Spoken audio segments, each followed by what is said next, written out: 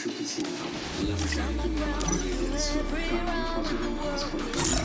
বাবা আমাকে প্রায় ডাকতো, তুমিও যেন, কিন্তু আমি উঠতাম না। প্লিজ আল্লাহ, আমার করা পাপ কাজের শাস্তি তুমি আমার বাবা মাকে দিও না। বিশেষ করে আমার বাবা মা দুনিয়াতে নেই। ওর অনেক কষ্ট হচ্ছে। আমার বাবা মা তাদের I never সন্তানকে wanted to চেষ্টা come to করছে, this place, কিন্তু তখনও but তুমি my আমাকে choices were limited. পরিবারের কথা সবকিছু বিক্রি করে তুমি চিকিৎসার টাকা ম্যানেজ করতে পারছো। বাবা মায়ের ভীষণ চিন্তা করে, নিজের কাছে কত অসময়ে আমি থাকতাম। আমার মধ্যে চিন্তা, মাঝে মাঝে শুধু মনে চাপ আসে, আর মাঝে মাঝে শরীরটা পুরো ঠান্ডা হয়ে যায়। অসহ্য লাগতে চিন্তা করি, দুর্বল একদম করবো। আমার একমাত্র প্রাণের সাথী, তুমি সুস্থ করে রাখো। আমার বাবা মায়ের চোখে পানি মুছতে দাও। একটু পুরুষের লাঠি চিঠিটি এতক্ষণ মনে হচ্ছে মহিলা পড়ছিল, তিনিও পাচ্ছিলেন। চিঠিটি পাশে রেখে তিনি আমাকে একটি বাচ্চাদের সুবিধা দিলেন। আর বলেন, জীবনে পেয়েছে, আস্তে আস্তে করছে। আর কেন সেটা জানার জন্য Game on! Teams are dropping. Let's see where they land.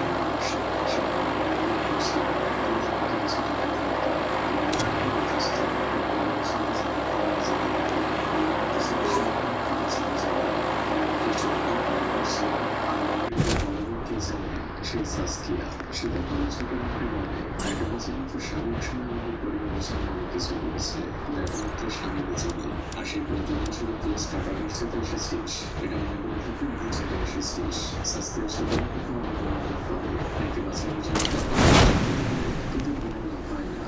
সাস্কিয়া সরাসরি বলে দেয়, তোমার না আমার কাছে ইম্পর্টেন্ট, আমার কাছে আমার টাকা খরচ করার অনেক জায়গা আছে, সেখানে আমার টাকায় টাকা আসে, আমার পেছনে খরচ করার সময় নেই, তুমি অন্য জায়গায় দেখতে পারো। এরপরে ঘটনা চলে আসে সেই মহলের বাড়ি।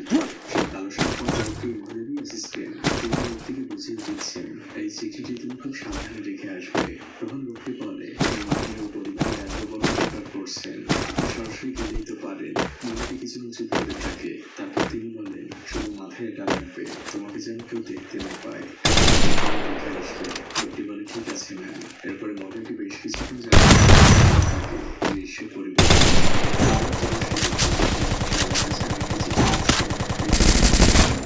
থ্যাংক ইউ আল্লাহ, তোমার অসীম দয়ায় আমার পরিবার টাকা ম্যানেজ হয়েছে। রিঙ্গু সুস্থ হয়ে জাকার্তা থেকে ফিরে এসেছে। ডক্টর বলেছে 2 সপ্তাহের মধ্যে সে আবার স্কুলেও যেতে পারবে। আমাদেরকে তুরস্কের পুরো পরিবারকে প্রতিবেশীরা সবাই এসে আমন্ত্রণ জানায়, সবাই রিঙ্গুর খোঁজ খবর নেয়। রিঙ্গু এখন সুস্থ। আর পরের দৃশ্যেই দেখা যায় সাবজেক্ট তার ফিজিক্যাল রেজিগনেশন লেটার জমা দেয়। তার বস বেশ কিছুক্ষণ লেটারটি হাতে ধরে বসে থাকে, তারপর শ্বাস ফেলে। পুরো পরিবার আজ অনেকদিন পর একসাথে ফজরের নামাজ আদায় করছে। তুরুষ এখন আর দেরি করে না, সে সময় মধ্যে ফজরের নামাজে আসে। এদিকে আমরা সে চিঠিটা পড়তে চাই, আর তার প্রসঙ্গ কারণ হচ্ছে পত্রিকার এই নিউজটি। তার বড় বোন সাস্কিয়া, যাকে বছরের জেল হয়ে গিয়েছে, আর যেটা সম্ভব হয়েছে সাস্কিয়ার জন্য। এরপর এখন নিমেষের প্রথম দৃশ্য, যেখানে ইমাম সাহেব গিয়েছিল, আল্লাহ আমাদের হৃদয়ে থাকেন, কিন্তু আমরা যদি আল্লাহকে কাছাকাছি যেতে চাই, তার সব থেকে বড় মাধ্যম হচ্ছে নামাজ পড়া।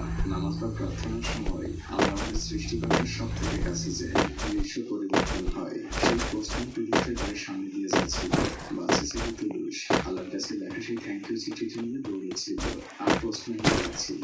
পোস্টম্যান গাড়ি বের করে, টুলুস এসে তার হাতে একটি চিঠি দেয়, আবারকে সঠিক ঠিকানে পৌঁছে দিবেন। পোস্টম্যান খুশি হয়, কিন্তু সে যখন চিঠিটি দেখে তার চোখ কপাল উঠে যায়। সে বলে, আবারও তুমি আল্লাহর কাছে চিঠি লিখেছো?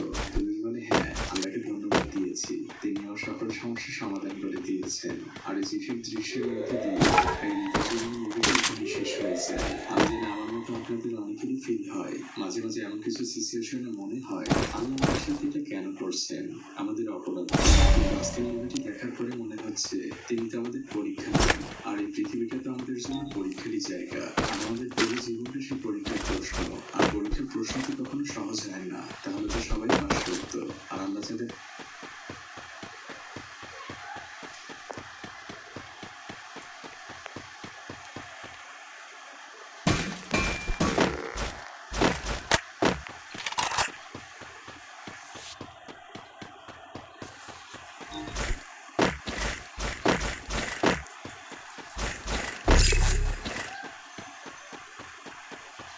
আজ অনেকদিন পর আপনাদের জন্য আবার একটি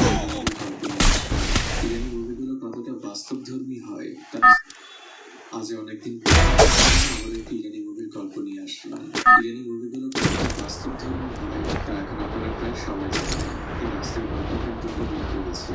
প্রথমত এই গল্পটি যারা দেখছেন, ছোট থেকে বড় প্রত্যেকের জন্য খুবই গুরুত্বপূর্ণ কিছু মেসেজ দিয়ে যাবে। আর দ্বিতীয়ত, এই গল্পের প্রত্যেকটি অর্থাৎ পুরো গল্পটি একটি সত্য ঘটনার উপরে চ্যাটিং করছে। অপর প্রান্ত থেকে তাকে জিজ্ঞেস করে, নিখিল তুমি কি পৌঁছেছো? নিখিল মুখে মৃত্যু উত্তর দেয়, হ্যাঁ আমি পৌঁছে গিয়েছি। হঠাৎই পেছন থেকে একটি গাড়ি উচ্চস্বরে গান বাজাতে বাজাতে এসে তার পাশে থামে। নিখিল গাড়িটি জানালার কাছে যায়, ভেতরে থাকা জানালাটাকে বলে, ফাইনালি তুমি এসেছো। নিখিল বলে, তোমার কথার মানে কি? আমি একবারই চলে এসেছি। ছেলেটি একটু হাসি দিয়ে গাড়িতে আসে। তখন নিখিল বলে, তুমি হাসবে কেন? সে অভিমান করে। তার অভিমান হারানোর ট্রাই করতে থাকে। তখন নিখিল হাসি দিয়ে বলে, ঠিক আছে। সে যে নিজের গাড়িতে বসে গল্প করছে।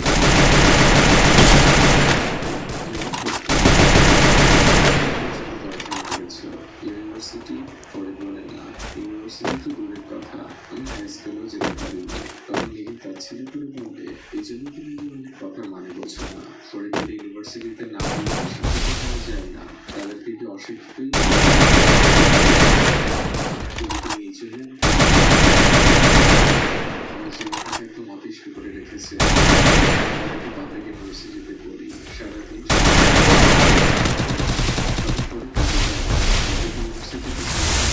ইউনিভার্সিটিতে পড়বে। প্রবলেম কোথায়? যাচ্ছে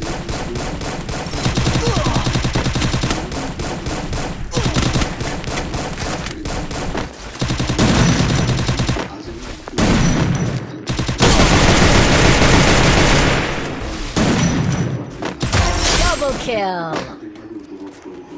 তখন অন্যদিকে ফরিদ তার সাথে যেন ফোনে চ্যাটিং করে যাচ্ছে।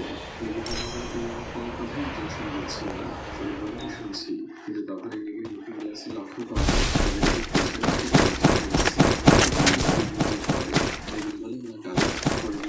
চিন্তা করে না, ওরা আমার পরিচিত। নিখিল বলে, কি বলিটা? আর এখানে তো কারো আসারও কথা না। কি হচ্ছে এসব? ফরিদ বলে, তুমি গাড়িতে বসার কথা বলে আসছি। এটা বলে সে বোধ হয় কিন্তু নিখিল খুবই চাপে দিয়েছে, তার গলায় ফুটিয়ে দিয়েছে। আর পরিচিত ছেলে গাড়িতে তার সাথে যেন কথা বলছে। নিখিল একটু রিকোয়েস্ট করে, তখন আমাকে জায়গাটাকে থেকে যায়, কিন্তু সাথে সাথে পড়ে যায়, চার ঘন্টার পাশে পড়ে থাকে। দৃশ্য পরিবর্তন চলে আসে দিতে যাচ্ছেন। বড় মিডিয়া স্কুলের সামনে যাবো না, মা উঠলেন, তুমি আমাকে গাড়ি চালাতে দাও। নিখুঁত জোরাজোরি করে, মা তখন বসে ব্রেক করে। আর বলে, তুমি কি চাও বলো তো? নিগা বলে, তুমি আমার সাথে ঝগড়া কেন করছো? মা উঠলেন, তোমার সাথে ঝগড়া করছো? ভাবার চেষ্টা করছি। নিগা বলে, তুমি আমাকে আমার মতো থাকতে বলে থাকে। মা বলে, তোমার কথা শুনে মনে হচ্ছে তোমাকে আমরা পড়াশোনা রেখেছি। Triple kill. তখন নীরজ ছোট বোন চিৎকার করে বলে, প্লিজ তোমরা ঝগড়া থামাও। নীরজ গাড়ি থেকে নামে, তাই সে রাজনীতিভাবে মাকে ইশারা করে চলে যেতে। স্কুল শুরুর ঘন্টা বেজে যায়, সবাই অ্যাসেম্বলি লাইনে দাঁড়িয়ে আছে।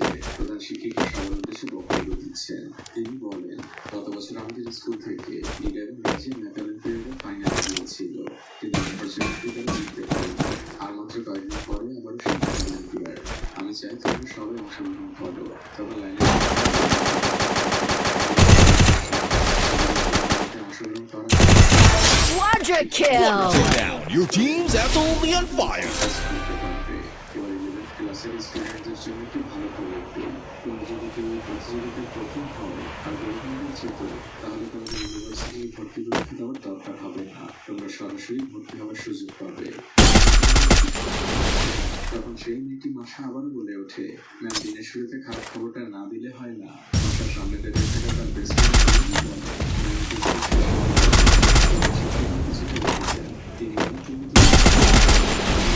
কিছু বুঝিয়ে বলছি। Dominating.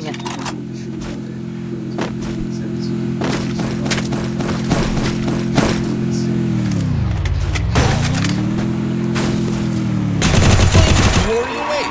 Who's going to win the trophy? Unstoppable. দেখা করো, আমি তোমাকে সব বুঝিয়ে সরি বলে। দৃশ্য এখান থেকে চলে আসে ক্লাসরুমে। মাসা আর মারিয়াম দুই বেস্ট ফ্রেন্ড করছে। তোমরা ম্যাম আসলে বলতে আজকে তোমরা হোমওয়ার্ক করোনি। তাদের অনেক কঠিন ছিল। এই দুই বান্ধবী আসলে অনেকটা Do you feel the heat? The arena is getting crazy. তারা জিজ্ঞেস করে তুমি কি কেউ হোমওয়ার্ক এনেছো?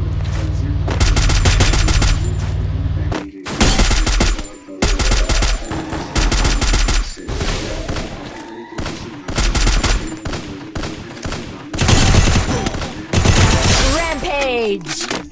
বসে পড়ে ম্যাম মোটামুটি সবাই সালাম দেয় ম্যাম যে বোর্ড মুছতে মুছতে বলেন তোমরা করো তখন পেছন থেকে সবাই একসাথে বলতে শুরু করে ম্যাম আমার অনেক কঠিন ছিল আমাদের আগে এক সপ্তাহ সময় দিন সবাই চুপ চেঁচামেচি করছে ম্যাম সবাইকে থামিয়ে দেয় ম্যাম জিজ্ঞেস করে কিন্তু তোমাকে আসলেই কঠিন ছিল নিজে কাউকে ভয় পায় না সে বলে ম্যাম না আমার কাউকেই কঠিন ছিল না আর ক্লাসে অনেকেই হোমওয়ার্ক করেছে একটু দূরে বসে থাকা মাসা তাকে ধীর করে শাসাচ্ছে তোমার মুখটা এখন বন্ধ করো ম্যাম খুব রাগান্বিত কণ্ঠে সবাইকে জিজ্ঞেস করে তোমরা আসলে কি কেউ হোমওয়ার্ক করোনি যদি না করে থাকো তাহলে সবাই হোমওয়ার্কের খাতা বের করো এবার ভয় নিয়ে প্রথমে রাজিয়ে হাত তোলে সেখানে ম্যাম আমি হোমওয়ার্ক করেছি এরপর একটা একটা অনেকেই হাত তোলে মাথা বুঝতে পারে তারা ধরা পড়ে গিয়েছে আর ম্যামও বুঝে যান এই ব্যবসায়ী তৈরি করেছে তিনি মাথা মরিয়মকে উদ্দেশ্য করে বলে তাহলে হোমওয়ার্ক কঠিন ছিল শুধুমাত্র জন্য আর এটা হওয়ারই কথা তার মনে খুবই লজ্জা পায়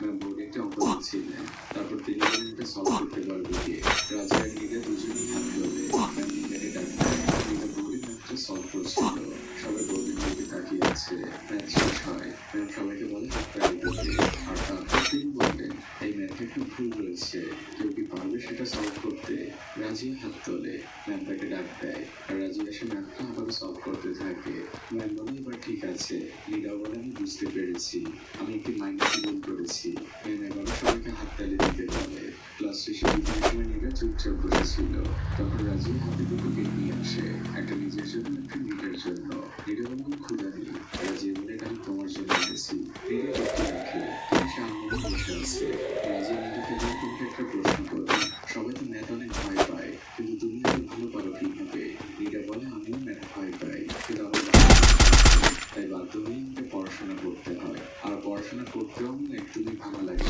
রাজিয়া বলে তাহলে কি ভালো লাগে নীলা বলে ঘুমাতে আমার ইচ্ছে করছে এখানে একটা বালিশ নিয়ে ঘুমিয়ে যেতে রাজিয়া হেসে দেয় নীলা রাজিয়াকে বলে তুমি হাতের ব্রেসলেট হাত থেকে ব্রেসলেটটি খুলে নীলাকে পরিয়ে দেয় নীলা বলে একটু দরকার নেই রাজিয়া বলে আমার সেম আর একটা আছে এটা এখন থেকে তোমার নীলা রাজিয়া ক্লাসে ফিরে যাচ্ছিল তখন পেছন থেকে মাসা ডাক দেয় আর আজকের ক্লাসের ঘটনা নিয়ে তাদের সাথে তর্ক করতে শুরু করে এক কথা দুই কথা তাদের মধ্যে হাতাহাতি শুরু হয় আর মুহূর্তের মধ্যে সেই হাতাহাতি পৌঁছে যায় মারামারিতে প্রধান শিক্ষিকাকে খবর দেওয়া হয় পরিবর্তন হয় নিজাম মাসা মরিয়ম দুজনে প্রধান শিক্ষিকার সামনে দাঁড়িয়ে আছে প্রধান শিক্ষিকা মাসা মরিয়মকে অনেক বকাঝকা করছে মাসা বারবারই সরি বলছে তখন প্রধান শিক্ষিকা বলে আমি তোমাদের প্রত্যেক সপ্তাহে তোমাদের জন্য কমপ্লেন আসে মাসা অনেক অন্যায় বিনিময় করতে থাকে তখন পাশ থেকে নীলা বলে ওঠে ম্যাম দোষটা আমার ছিল ওদের ফিজিক্স হোমওয়ার্কে ম্যাম পুরো বিষয়টি আর এরপরে দৃশ্য ছিল সেই ক্লাস করে ম্যাথের টিচার ঘোষণা করে Killing spree! Bunch Buzz. Team elimination streak is smoking hot. তাদের শত্রুতা এখন বন্ধুত্বে পরিণত হয়েছে ওদের স্কুল ছুটি করে মাসে একটা কাগজে হাতে দেয় আমাদের বাসায় টেক্সট গ্রুপে জয়েন করিয়ে নিব নীলার মায়ের গাড়ি এসে থাকে মাসা মরিয়ম লক্ষ্য করে নীলাকে বা হেঁটে গাড়ির কাছে যায় আর যাওয়া মাত্রই সে মায়ের সাথে চিল্লাচিল্লি করতে শুরু করে তোমাকে না কতদিন বলেছি এখানে না আসতে এই রাস্তার শেষ মাথা থামতে মা প্রথমে নীলাকে সালাম দেয় নীলাও সালামের উত্তর দেয় মা প্রথমে বলেন আমি কি এখন এই রাস্তার শেষ Killing spree!